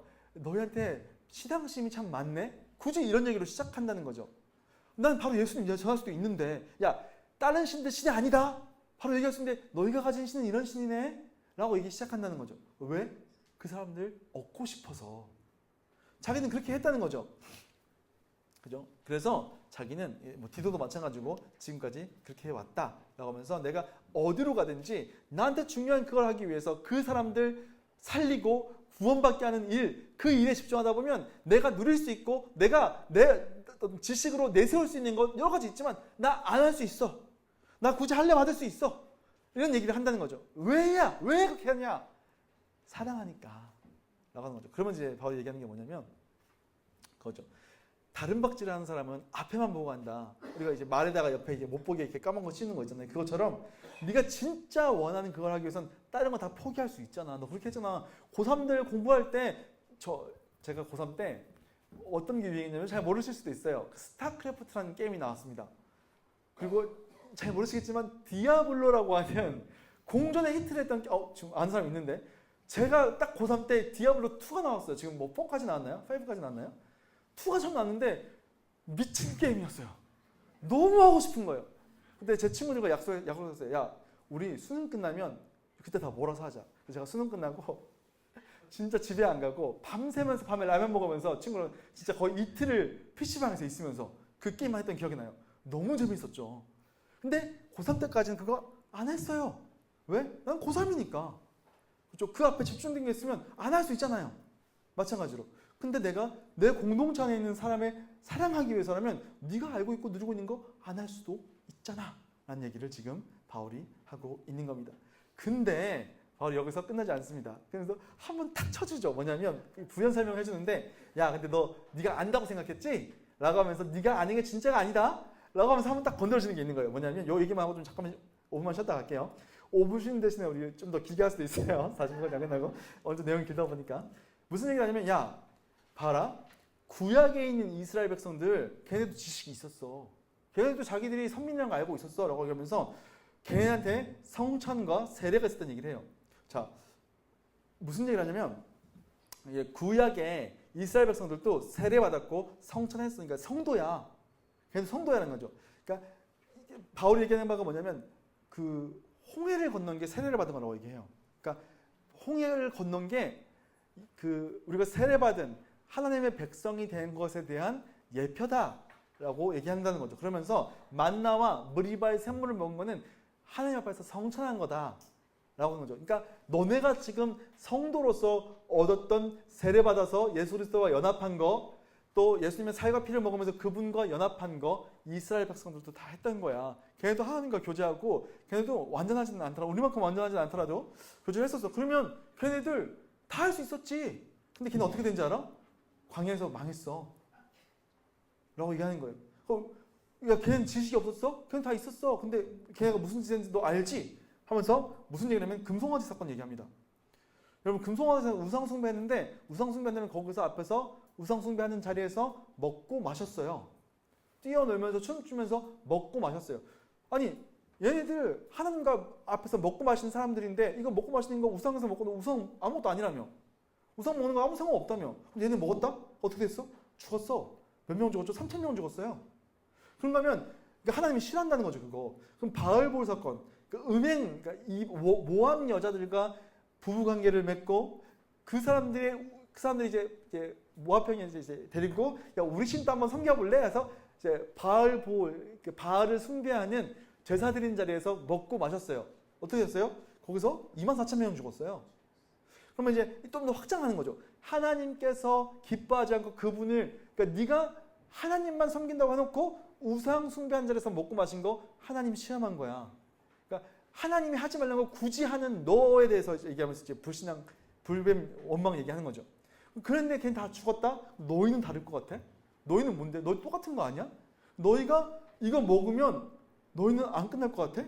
야, 그러면서 하는 게 뭐냐면 너희가 성찬하는 거는 그리스도와 연합하는 거잖아. 근데 네가 이방 신전에서 먹고 마시는 거는 그들의 신을 섬긴다. 그러니까 그게 실제로 신은 아니라 할지라도 악한 영, 귀신이라면 넌 그 귀신과 교제한 거야. 라고 얘기하면서 영적인 원리를 더 드러내서 얘기하는 거죠. 그러니까 그냥 하지 마.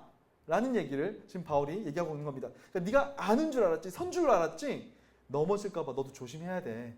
라는 얘기합니다. 우상 음식 먹는 거 아무것도 아닐 수 있어요. 근데 그걸 먹는 자리에서 그 신이 나한테 준다고 하는 것들을 기대하는 마음이 생긴다면 우상 숭배죠. 그런 부분들을 얘기하고 있는 겁니다. 그러니까 야, 네가 안다고 생각하는 걸로 교만하지 마라.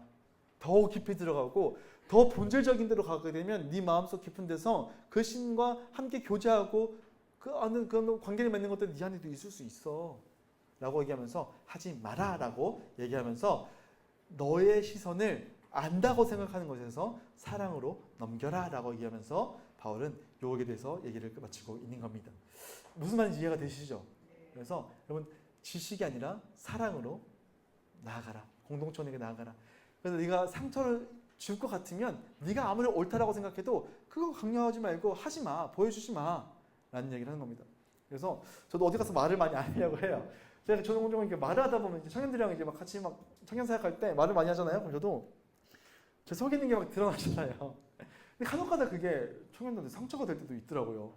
목사님이 어떻게 뭐 이제 뭐랄까 먹는 거를 좋아할 수 있어? 뭐 이런 거 있잖아요. 저 먹는 거 되게 좋아하거든요.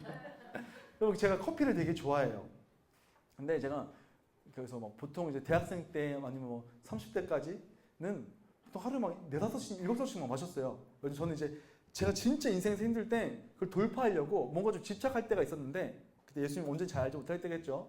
근데 커피에 집착했었거든요. 커피를 그때는 이렇게 요즘에 워낙 다양해졌지만 그때는 막 에티오피아, 케냐, 뭐 온두라스 이런 종류밖에 없었어요. 그때는 원두 연성 와서도 이거 케냐인데 다 맞췄어요. 왜냐면 거기 미쳐 있었어요.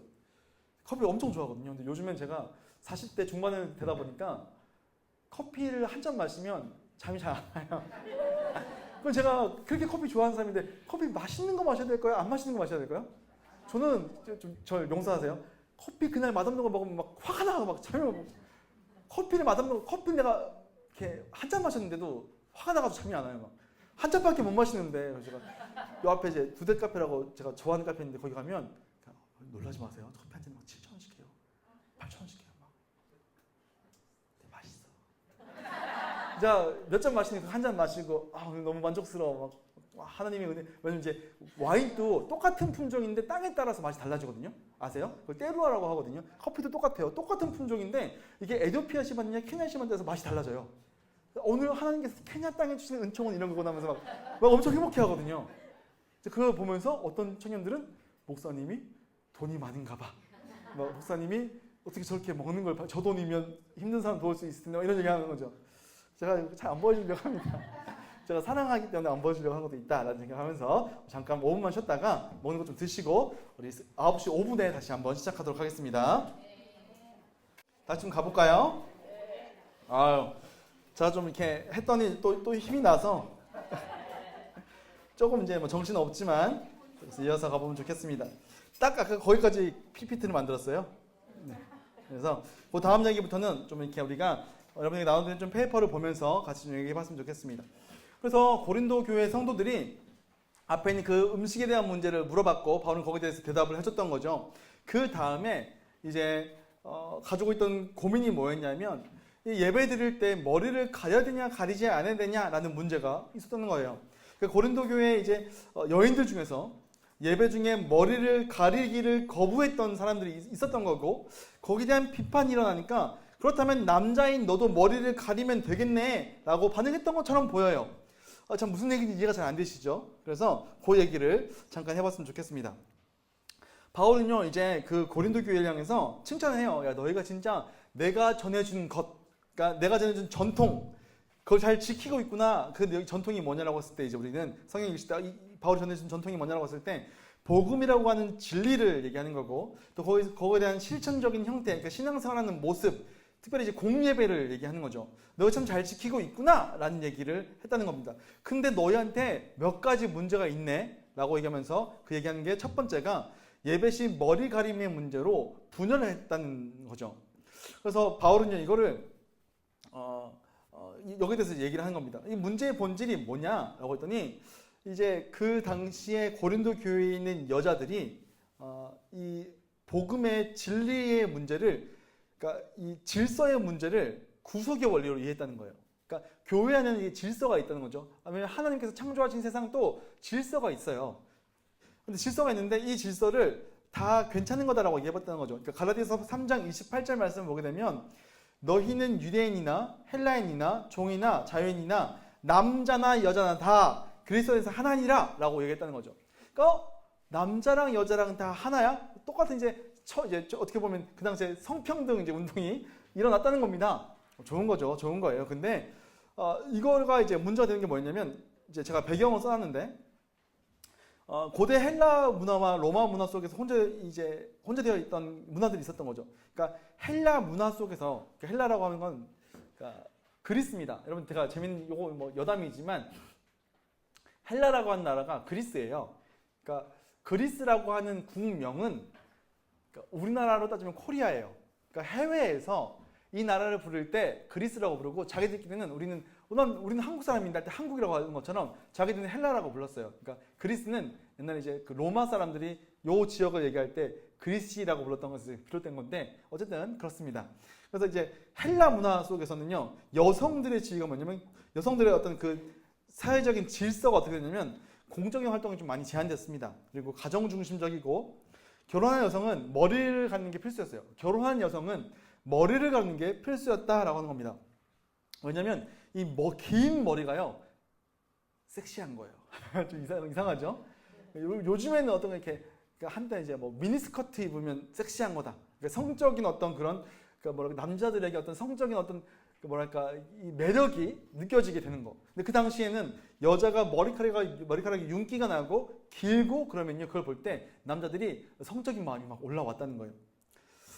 그래서 이제 이 여성들이 머리를 가리지 않는 거는요, 굉장히 이제 야한 거예요. 이해가 잘, 그렇다고 봤더니 우리 문화 아니니까. 그러니까 노출을 많이 한 거야. 막 비키니 입고 돌아다니는 거예요, 길거리를. 그리고 이제 그 당시에는 이제 남성 중심의 가부장 문화였고, 머리를 드러낸 채로 다니는 사람들이 있었는데, 누구냐라고 했더니 신전 창기들, 그리고 그 음란한 도시였잖아요. 거기에 몸을 파는 매춘부들이라든지, 아니면 젊은 이제 아직 결혼하기 전이라서 남성들과 어떤 그런 썸 타고 매칭이 되는 젊은 여성들이 안 썼단 말이죠. 근데 만약에 남자들의 입장에서 내 여자가 길거리를 다니는데, 그러니까 이런 거죠. 막 요즘에 그런 거 있잖아요. 저를 좀 이상하게 생각하지 마시고 레깅스 많이 입으시잖아요, 젊으신 분들이. 저는 이렇게 볼 때마다 민망해서 눈을 어디다 둘지 모르겠다는 거죠. 그럼 이제 만약에 제가 결혼했는데 저기 이제 신혼부부가 있는데, 우리 만호 형제가 같이 이제 해진다면 다니는데 레깅스 입고 막 등산에 가자 그래. 그럼 어떻게 할 거예요? 안 되잖아. 돼요? 딴 남자가 뭐 우리 아내를 쳐다보고 그러면 어떡해? 안 되는 거잖아요. 비슷한 거예요. 어떤 느낌인지 아시겠죠? 이게 막 가문에 막 먹칠하는 것 같고, 수치심을 느끼는 거고, 막 너무 부끄럽고, 막 이제 화가 나는 거죠. 막 내 부인이 그러고 다니고 있으면. 근데 교회에 왔는데 머리에 이거 안 쓰고 예배를 드리니까 어떤 남자들은 날 유혹하나? 그 남편들은 얘가 미쳤나? 막 이런 생각이 드는 거죠. 근데 왜 그랬냐라고 했더니, 복음 안에서 지식. 복음 안에서 다 우리는 자유가 됐잖아. 남자 여자 똑같은데 너희가 머리 안 쓰잖아. 이제 그 당시 남자들은 머리를 뭘 안 썼던 거죠. 근데 이제 로마 문화 속에서 어떤 게 있었냐면 로마 문화 속에서 귀족 여성들은요 머리를 안 썼어요. 여기 이제 고린도 지역은 헬라 지역이 그리스 옛날 그리스 지역이고 이제 배 타고 건너가서 이탈리아 반도로 들어가서 여기 로마로 가면 여기 있는 사람들 머리를 안 쓴단 말이에요. 뭐 이렇게 장신구만 끼우고 이게 그리고 이 여성들은 그러니까 요 헬라 지역의 여성들과 다르게 어떤 그 행사 같은 게 있으면 앞에서 막 연설하기도 하고 이런 걸 했다는 거죠. 근데 그걸 아는 이제 헬라의 여인들은 그 얼마나 부럽겠어요. 한편으로 우리도 좀 그랬으면 좋겠다. 근데 마침 복음이 그걸 자유롭게 해준 거예요. 그러니까 우리도 그럴 수 있어라는 생각이 당연히 들었겠죠. 근데 로마에서 예배를 자기네 신들에게 예배 드릴 때 남자들 같은 경우는 여기 제가 그림 제가 그려놨는데 이게 위에 있는 그 위에 뭐랄까 이렇게 옷이 있고 여기 덮는 헝겊 같은 게 긴 게 있어요. 이걸 이제 토가라고 부르는데 예배 드릴 때 이걸 올려서 머리를 가린 다음에 신님 앞에 감히 얼굴 못 들고 이렇게 예배 드린 거죠. 그걸 가지고 와서 이제 얘기하는 거예요. 야, 나는 이제 복음 안에서 너랑 같아졌기 때문에 이걸 안 쓸 거야. 라는 얘기를 하는 거고 너희가 그게 불만이면 너희도 써! 뭐 이런 얘기를 하는 일들이 교회 안에 있었다는 거죠. 그래서 남자들이 권위를 무시받는 느낌이 들고 남자들 가운데 정욕이 일어나고 그 예배 가운데 되게 불편하고 좀 그랬다는 거죠. 그래서 우리나라 사람들은 요즘 지혜롭게 지혜로운 건 잘 모르겠지만 우리나라 처음에 이제 선교사님 들어왔을 때 교회를 이렇게 세워서 같이 예배를 드리는데 얘네 문화 속에는 뭐가 있어요? 남녀 7세 부동석이 있는 거예요. 얘네가 자기들 봤을 때 이거 같이 예배 드리면 될 것 같은데 왜 그렇게 막 서로 막 이렇게 마치 제가 중등부 성교대도 그랬는데 요쪽 전부 남자, 요쪽 전부 여자 이렇게 앉더라고요. 중등부 애들이 사춘기니까. 근데 이게 여기 한국 교회에서는 문제가 된 거예요. 조선 교회에서는. 그래서 어떻게 했냐면 여러분 기역자 교회 아세요? 기역자 교회? 교회는 아예 기역자로 지어버렸어요. 가운데 목사님 설교하고 이쪽에는 남자, 이쪽에는 여자. 실제로 그게 우리 역사 속에 있습니다. 그게 문제가 되니까. 근데 이제 그런 문제로 마찬가지로 교류견 이런 문제가 생겼던 거죠. 그래서 바울은요 여성들이 구속적인 그러니까 이 구원받음의 자유를 부정하지 내가 너희들 우리 다 같은 가족이 되고 우리 하나가 된 건 맞아. 근데 그게 너의 그 자유가 공동체에게 좀 유익한지 보자. 라는 얘기를 하는 거예요.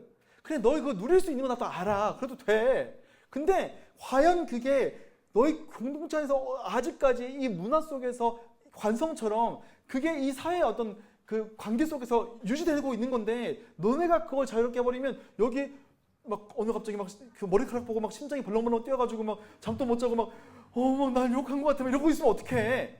하지 말자 라는 얘기를 하는 거예요. 그러면서 너희가 또 모르는 게 있는데 너희 또 한번 쳐주는 거예요. 야, 너희가 다 아는 것 같지. 근데 봐라 하나님의 나라는 질서가 있어 라고 하면서 지금 삼위일체 하나님의 구속사적인 원리를 얘기하는 거예요. 그러면서 뭐냐면 자, 다 같은 하나님 삼위일체잖아. 같은 하나님이지. 근데 역할이 다르고 하나님께서 예수님께 명령하시는 거야. 자, 똑같은 삼위일체 똑같은 하나님이세요. 우리가 이제 삼위일체를 얘기할 때 각각 다 다르신 분이시지만 능력과 지위에 있어서는 동일하다. 삼위일체 이렇게 정의한다고요. 근데 하나님이 예수님께 사명을 주고 명령을 주고서 보낸 거예요. 이건 질서예요. 아버지와 아들의 질서죠. 성령은요 하나님께로부터 나오고 예수 그리스도의 영으로서 예수님께서 보내시죠.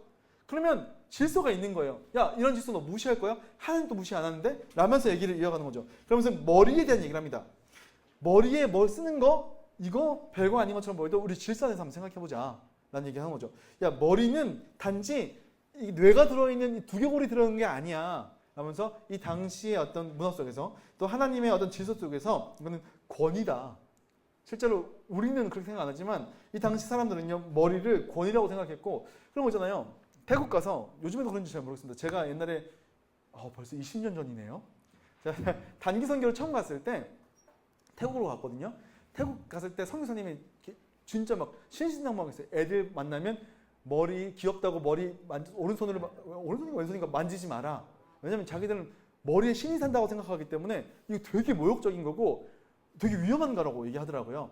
마찬가지로 이 당시 사람들은 머리에 권위가 있었다고 생각했단 말이에요. 그러니까 이 사람들이 생각하는 권위를 무시하는 게 될 수 있다라는 얘기를 하는 겁니다. 그래서 머리는 권위이고 근원적인 의미를 갖고 있다. 그래서 교회 안에서 머리됨, 즉 질서를 지켜주는 거가 중요하다라고 하는 겁니다. 여러분 아까 우리가 이 여인들이 얘기했던 게 뭐였냐면 그 구원받음 이거를 다른 의미로 하면 재창조입니다. 우리 다시 태어나잖아요. 새로운 존재로 다시 태어나잖아요. 재창조입니다. 재창조. 재창조의 원리가 있는데 그러면서 그리스도께서 모든 남자들의 머리가 되신다라는 얘기를 하는 겁니다. 이게 질서가 있는 거예요. 이따가 다시 한번 좀 더 얘기해 드릴게요. 그래서 이 질서는 네가 구원받아서 남자와 여자가 하나가 됐기 때문에 없어지는 게 아니라 그게 회복된 거야. 자, 그 창세기를 보게 되면 남자와 여자가 서로 너무 사랑해서 서로 이렇게 갈비뼈 떼어내가지고 만들고 서로 돕는 배필이 되고 서로 너무 사랑하고 너는 내 뼈 중에 뼈, 내 살이 탁 돕는 다 했단 말이에요. 근데 죄 지니까 이게 왜곡된 거죠. 뭐라 그래요? 하나님이 준 여자가 먹으라 그랬는데요? 이딴 얘기하고 있는 거예요. 막. 얼마나 얄밉게 그죠? 막? 그러면서 그 사이가 깨진 거예요. 그러면서 하는 얘기가 뭐냐면 남자가 여자를 폭력적으로 지배할 거다. 죄의 결과라는 거예요. 그러니까 우리나라 제가 지난번에 얘기했지만 사랑이 뭐길래 제가 최근에 이제 그 유튜브에 짤방이 나와가지고 제가 보는데 이렇게 어디 여자가 막 이런 게 막 드라마에서 나왔던 얘기인 거예요. 제가 지금 오해하면 안 돼요. 제가 지금 그런 의심이 갖고 다니 저는 그렇지 않습니다. 근데 불과 제가 어렸을 때 드라마만 봐도요, 그 되게 당연한 거였어요. 여자가 30이 넘으면 결혼을 못하면 할머니야 막 이런 얘기 막 나오고 막 큰일 요즘 이런 얘기가 큰일 나는 거죠. 근데 그 당시에는 그런 게 실제로 있었단 말이죠. 근데 이게 왜곡된 거라는 거예요. 그리고 여자는 남자를 도구화시키고 이용해 먹으려고 하고 이런 어떤 것들이 왜곡된 관계 속에서 깨어진 관계라는 거죠. 근데 너희가 재창조가 되면 이 관계가 완전히 그냥 너랑 나랑 똑같은 존재야. 맘먹자 이게 아니라 원래 하나님께서 창조하신 깨어졌던 원리가 회복되는 거야. 라는 얘기를 하는 거예요. 그러니까 하나님께서 6일 동안 창조를 하시고 보시기에 좋았다라고 하는 그 완전한 상태로 돌아갔는데 그때 남자와 여자의 관계가 뭐냐면 남자가 먼저 창조되었고 남자가 여자를 사랑으로 지켜주고 보호해주고 여성은 남성을 돕는 배필로 하고 이게 창조의 원리였다는 거예요. 그렇다고 이제 막 이걸 지배하고 뭐 더 우위에 있고 이게 아니라 관계 속에서 권위를 가정에서 누가 가지느냐에 대한 부분들을 이렇게 얘기했다는 거죠. 하나님께서 창조 원리로. 이 창조 원리 속에서 남자는 여자의 머리가 된다. 그러니까 지키고 보호하는 대표적인 역할이 된다는 거죠. 그래서 왜냐하면 여자는 남자의 뼈로부터 비롯되었기 때문에 이게 깨어졌던 거였고 이게 그리스도의 다스림과 섬김을 통해서 회복된다라고 하면서 에베소서 5장 23절 25절 얘기하는데 여러분 이게 뭐냐면 저 얘기예요. 실제로 남성과 여성이 어떤 관계를 맺어야 되느냐라고 하는 건데 굉장히 아름답습니다. 제가 이걸 통해서 저랑 저희 아내의 관계를 규정하거든요. 뭐냐면 남자는 여자를 어떻게 하냐면 남자는 그리스도의 역할로서 교회를 사랑하고 교회는 남편 사랑하기 그러니까 여자는 남편 사랑하기를 교회가 그리스도를 사랑하는 것처럼 사랑하라 이렇게 얘기하거든요. 에베소서 말씀 보게 되면 잠깐만요. 제가 보여드릴게요. 좀 찾는지 오래 걸리겠다. 넘어갈게요. 아무튼 에베소서 5장을 보게 되면 너무 아름다운 고백들이 나오는 거죠. 그래서 여러분 예수님께서 교회를 사랑하시는 게 남자가 여자를 사랑하는 것에 대한 예표예요. 그러니까 무슨 얘기냐? 남편이 여자를 어떻게 사랑해야 되냐면 예수님이 교회를 사랑해야 되는데 예수님께서 이 교회를 살리기 위해서 자기 생명을 내어준 것처럼 그 아내를 사랑해라라고 얘기하는 거죠. 그럼 교회는 그 예수님을 어떻게 사랑합니까? 자기를 살리신 분으로 사랑과 존경으로 서로 사랑하는 것, 서로 보완하고 서로 채워가면서 우리는 저는 이제 아내한테 늘 얘기합니다. 얘기하는 게 아니라 저 스스로 계속 제 롤플레이를 하는 거죠. 내가 아내인 나는 어떤 존재, 어떤 남편이 될까? 남편분들 저를 또 미워하시죠? 약간 그런 거 션이 되게 욕먹죠 남자들한테. 재수없죠. 저도 좀 재수없어요 그 인간은. 근데 여러분 좀 이렇게 남자들 좀 그럴 수 있지만 제가 항상 이제 마음 가운데 난 예수님이야. 제가 이단이 아니라 내가 예수님이라고 할 때 내가 재림 예수가 아니라 내가 예수님 역할이야. 내가 우리 아내를 사랑할 때는 예수님께서 교회를 사랑하듯이 내가 사랑해야 돼. 그러니까 참아주고 좀 이상한데 말이 기다려주고 약한 그릇처럼 보호해주고 이게 저의 마인드예요. 제가 저희 아내한테 요구하는 거는 교회가 예수님을 사랑하듯이 우리는 교회를 예수님 사랑할 때 진짜 온 마음을 다해서 온 마음과 뜻을 다해서 사랑하고 예수님이 즐거워해 주기를 원하고 이런 거 하잖아요. 이런 관계인 거죠. 저는 또 마찬가지로 저희 자녀들과의 관계는 하나님과 이스라엘 백성들의 관계로 보거든요. 아버지고 자녀니까. 그러니까 저는 저희 아들과 저의 관계 속에서 하나님의 사랑을 어느 정도 느껴요. 제가 저희 아내와의 관계 속에서 예수님이 교회를 어떻게 사랑하는지를 유추해서 생각해 볼 수 있어요. 이게 예표해야 되는 개념인 거죠. 지금 그 얘기를 하고 있는 겁니다. 그래서 창조의 원리는 하나님의 삼위일체 원리랑 비슷하다. 그리스도의 머리는 하나님이 되시고, 그러니까 하나님과 예수님이 우열의 관계가 아니잖아요. 마찬가지로 서로 사랑하고, 아버지가 아들을 사랑하고 아들이 아버지를 사랑하고, 이 아버지가 아들을 사랑한 것처럼 내가 너희를 사랑한다는 이런 얘기를 요한복음에서 얘기하는데, 그것처럼 사랑한다는 겁니다. 그래서 자, 재창조에서는 그리스도가 하나님 뜻에 따라서 순종해서 구속사역을 이루고, 그래서 이게 머리됨이 지배가 아니라 사랑하고 연합하는 거다라는 얘기를 해주고 있습니다. 그래서 너희가 복음으로 말미암은 자유가 로마의 여권 신장이랑 맞물려 가지고 너희가 머리를 가리지 않는 어떤 그런 거를 취하려고 하는데, 그래, 그럴 수 있어. 그런 문화 속에서 그럴 수 있지. 근데 너희와 함께 지내는 교회 공동체원들은 헬라 사람들이잖아. 근데 이 사람들의 권위는 머리에 뭘 쓰고 안 쓰고 여기서 찾을 수도 있잖아. 너희가 그걸 자유로울 수 있지만 한번 그거를 너희가 사랑으로 기다려주고 참아줘 라고 얘기하는 거죠. 그러면서 그렇지만 이런 권위에 대한 부분 너희가 몰랐을 수 있으니까 내가 한번 짚어줄게 라고 얘기를 하고 있는 겁니다. 바울의 두 번째 실책은 뭐냐니까요. 너희가 모일 때, 모이면 좋은 거잖아요. 그렇죠? 우리가 하나 되기를 힘쓰고 마지막이 다가올수록 더욱더 그렇게 하라고 하는데, 바울이 얘기하는 게 뭐냐면 너네가 모이는 게 진짜 악하고 해롭다, 이런 얘기를 하는 거예요. 마치 모이지 말라는 것처럼. 왜 그러냐라고 했더니 너희의 모임 가운데 분열이 있는데, 이 분열이 뭐 때문에 그랬더니 너희의 만찬 때문에 그렇다. 아까 제가 처음 시작할 때 얘기했었죠. 이 당시에는 교회가 가정교회로 모였습니다. 가정교회로 모여서 되게 중요한 게 뭐냐면 예배 드리는 거 되게 중요합니다. 근데 그것만큼 중요한 게 뭐냐면 성만찬이에요. 만찬. 그러니까 떡을 떼고 나누면서 우리가 하나된 한 몸 된 교회라는 걸 느끼는 거예요. 왜냐하면 예수님께서 가르치신 게 그거죠. 너희가 내 살을 먹고 이 떡을 먹음으로써 내 살을 먹는 거고, 너희가 이 잔을 마심으로 내 피를 마시는 거고, 이 안에서 우리는 연합된 존재로서 하나된 존재다라고 하는 걸 느끼는 게 성만찬이었고, 우리 주님께서 직접 주신 어떤 그런 예식이었잖아요. 그래서 요즘에도 좀 이렇게 모르겠습니다. 우리 교회는 규모가 좀 크잖아요. 규모가 이렇게 하면 좀 이상한데, 규모가 크게 좋은 건 아닙니다. 왜냐하면 성찬을 우리가 1년에 2번 정도 하잖아요. 2번인가요? 4번인가요? 2번 하잖아요. 그렇죠? 아쉬워요, 사실은. 왜냐하면 우리 하나됨을, 성찬은 우리가 하나됨을 느끼는 시간이거든요.